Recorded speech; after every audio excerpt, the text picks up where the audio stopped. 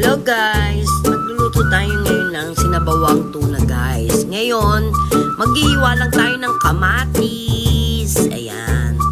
Iwa-iwa lang guys.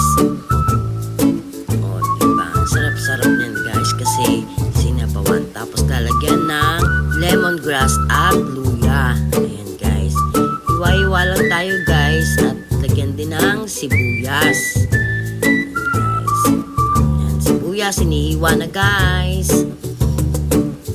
At luya. Ayan. Masarap pag maraming luya guys. At pechay lang. Yan lang. Napaka simple lang ng mga ricado natin guys. Ha?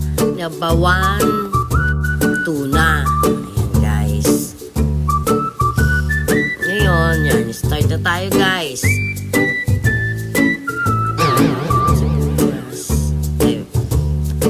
Guys, so okay na siya guys.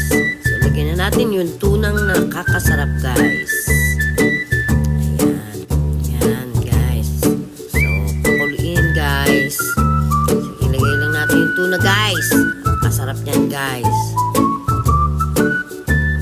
Ang dami rin guys. Mahigit 1 kilo din yan guys.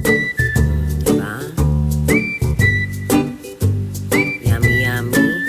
Tapos, lagay na natin yung magic sarap na nakakasarap. Yan guys.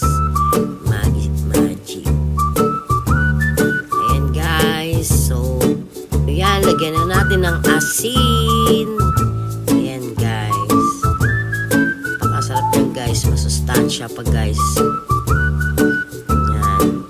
So, halo-haloy natin guys. Maya-maya takpan natin ng saglit.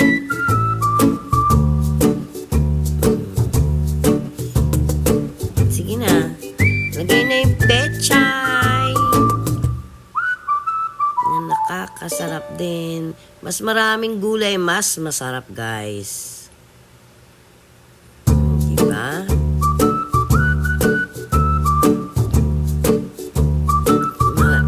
Mas nakakasarap yan. Lalagyan mo na siguro ng konting paminta.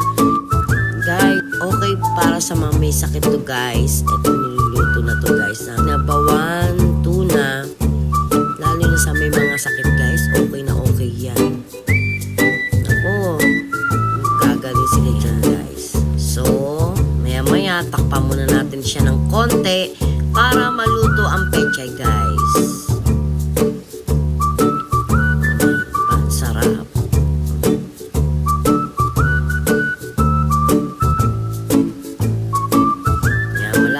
Maluto guys, malapit na tayo magtanghalian. Ayan, may tanghalian na naman tayo. Malapit tayo kumain guys. Kain-kain tayo. Ayan guys, luto na. Thank you for watching guys.